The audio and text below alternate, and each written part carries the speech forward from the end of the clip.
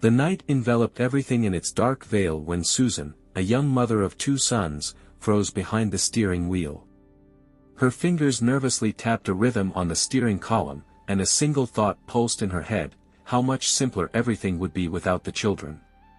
It seemed like an ordinary evening outing with the little ones, but in reality, it was a point of no return. Susan took a deep breath and exited the car, pushing it towards the water. The wheels rolled across the grass, and the vehicle smoothly slid into the lake like a heavy stone. A short scream, muffled by the splash of water, and only concentric circles remained on the surface. In a few hours, Susan would be begging the police to find her children, and in another day, the whole country would see her tears on television. But the truth would only be revealed 9 days later. She knew where they were from the very beginning. Susan was born in the fall of 1971 in the small town of Union, South Carolina, becoming the 3rd and youngest child in the family. However, her childhood was far from ideal. Tragedy struck the family when Susan was just 6. Her father Harry took his own life. This loss left a deep mark on the little girl's soul, creating a feeling of emptiness. She sought solace in small things, starting to collect coins and often listening to a recording of her father's voice, as if trying to keep his presence near. Life went on, and Susan's mother, Linda, soon remarried. Her chosen one was Beverly Russell Jr., a stockbroker and respected member of the religious community. He seemed like the perfect husband, but something dark lurked behind the facade of respectability. When Susan turned 15, her stepfather began to harass her. The defenseless girl dared to tell a school counselor, who informed her mother. Linda, shocked by the news, confronted her husband. He admitted guilt, promised to change, and agreed to family therapy. But it turned out to be empty words. Soon everything repeated again. Susan was left alone with her pain, without the support of her family.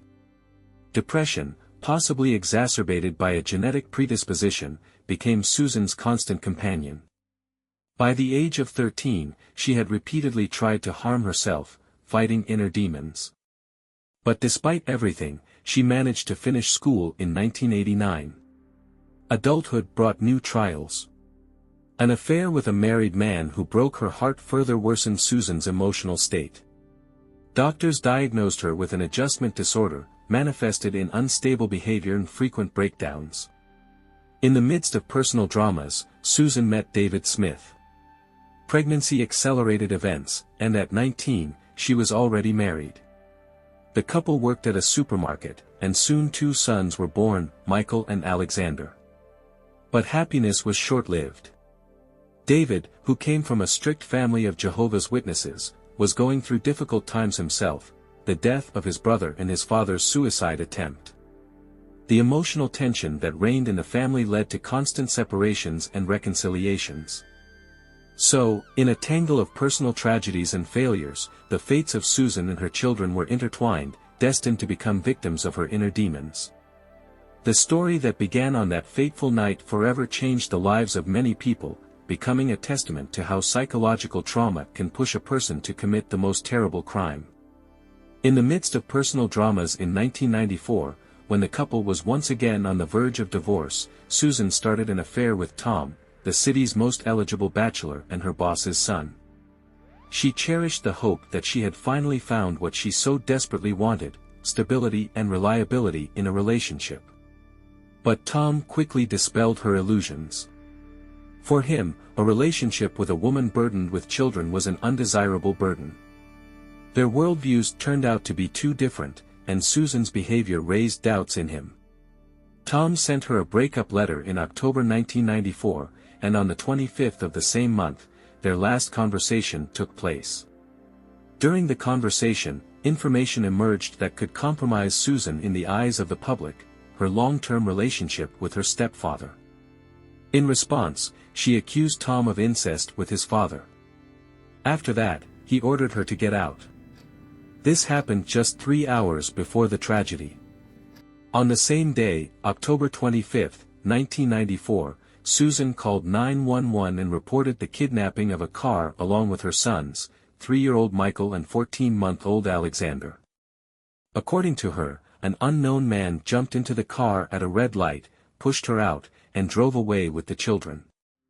In a panic, she ran to the nearest house to call the police. Over the next 9 days, Susan did not leave TV screens, begging the kidnapper to take care of her boys and bring them home. She promised to do everything possible to get the children back. Thousands of people across the country followed the developments. But inconsistencies began to be noticed in her story. Investigators found that the traffic light at the mentioned intersection could not turn red in the absence of other traffic. And Susan's story itself changed with each new interrogation. Instead of focusing on the search for the children, she kept asking if Tom would come to her. Strange behavior for a mother of missing toddlers. The polygraph also did not give convincing results, only increasing the suspicions of the investigators. Susan's acquaintances recalled how during these days she constantly asked about Tom, as if forgetting about her sons. The police and volunteers were looking for the children, and she was only concerned about her own love affairs. David, despite all the inconsistencies, believed in his wife's innocence. He even gave her advice on how to pass the polygraph. But no test proved her truthfulness. Yet David still criticized the police, accusing them of wasting time on interrogations instead of looking for the real criminal. On November 3, 1994, an unexpected turn occurred. Susan confessed. She said that on October 25, she drove to the lake with the intention of drowning herself along with the car. But at the last moment, she changed her mind, left the car in neutral, and watched it slide into the water. She indicated the exact place where the car ended up. Divers found the vehicle with the bodies of Michael and Alexander, who were still strapped in their car seats. One small hand was touching the glass, that's how close the seat was to the window. As it turned out, the investigators did not believe Susan from the very beginning, but they did not have direct evidence. They even searched the same lake, but to no avail. They only looked within 10 meters of the shore, and the car was at a distance of 37 meters. No one guessed that it could end up so far away. To avoid the influence of TV cameras on the process, as was the case in the O.J. Simpson trial, the judge prohibited the broadcast of Susan's trial. The defense insisted on her mental disorder as a result of the traumas she experienced, the death of her father and the cruelty of her stepfather. They claimed that she wanted to commit suicide together with the children, but changed her mind at the last moment. The prosecution, on the other hand, portrayed her as a manipulator who committed the crime because of Tom's refusal to build a relationship with a mother of 2 children. After 2 hours of deliberation, the jury found Susan guilty of first-degree murder. On July 22, 1995, she was sentenced to life imprisonment with the right to parole after 30 years. The prosecution insisted on a more severe sentence, but the jury took into account the defendant's difficult childhood. Serving her sentence in the Greenwood prison, Susan tried to appeal the verdict several times. She claimed abuse in marriage, but David denied everything, and the investigation found no evidence in her favor. In 2015, Susan made a statement to the press, claiming that her act was not planned, and the motives were misinterpreted. She denied the connection of her actions with the desire to maintain a romance with Tom, although all the evidence indicated the opposite. According to her, she did not realize what she was doing, being in an unstable emotional state. But even in prison, Susan repeatedly violated the rules. She was caught using prohibited substances and having improper relationships with employees. One of them later said that the initiative and persistence in the development of these contacts came from Susan herself. The tragic story of Susan Smith, which shocked the entire country, became not only a testament to her personal drama but also sparked a wide discussion about the impact of childhood traumas on a person's future fate. It left behind many questions that may never have unambiguous answers. Was her action spontaneous, or was it still coldly planned? How much was she influenced by the shocks she experienced in childhood? And is it possible to find any justification for such an act, no matter how difficult the past was? This story will long be the subject of analysis by psychologists, sociologists, and criminologists who will try to understand what pushes a mother to commit the most terrible crime, depriving her own children of life. August 2024 brought a new scandal to Susan's life. She contacted a documentary filmmaker and provided him with information about her inner circle, friends, relatives, and even those who suffered from her actions, including her ex-husband David. As it turned out, this director transferred money to the prisoner's account. The violation of the rules cost Susan a 90-day ban on using the phone, tablet, and visiting the prison store. And all this happened on the eve of her possible parole. After serving 30 years behind bars, Susan gained the right to petition for release. At the hearing, her ex-husband David, the father of the deceased Michael and Alexander, spoke. He said that the last 3 decades had been a difficult ordeal for him, but he came to defend the memory of his sons. David emphasized that on that fateful night, Susan made a conscious choice, and her actions were not an accident or a mistake. According to him, she never showed remorse, did not try to contact him, and did not ask for forgiveness. He noted that her act forever changed his life, and although he managed to cope with the consequences, he never saw any regret on her part. David stressed that although state laws at the time of the crime in 1995 provided for the possibility of parole for life prisoners after 30 years, this term is only 15 years for each murdered son, which can hardly be considered a fair punishment. He begged the parole board not to release Susan. David insisted that her crime was not just a mistake, but a deliberate act for which one should not be given a chance for freedom.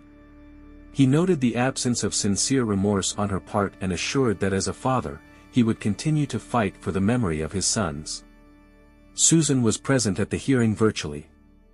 She tried to justify herself, expressing regret over what happened, but acknowledging the impossibility of changing anything. When asked by the commission, she replied that on the night of the crime, she was not under the influence of drugs or alcohol.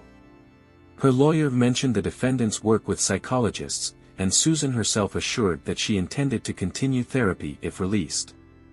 She also apologized to everyone who participated in the investigation, especially to those who found the car with the bodies of the children.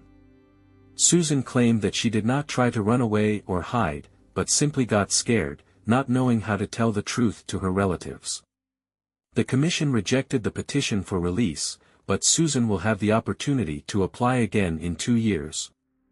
This refusal became another confirmation that neither the court nor society is ready to allow her to return to normal life.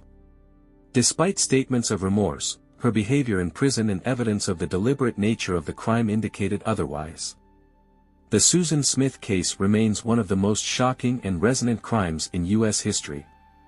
It raises fundamental questions about the nature of maternal love, the impact of childhood traumas on later life, and the limits of human cruelty. This tragedy forever changed the lives of not only direct participants but also many people who followed the developments.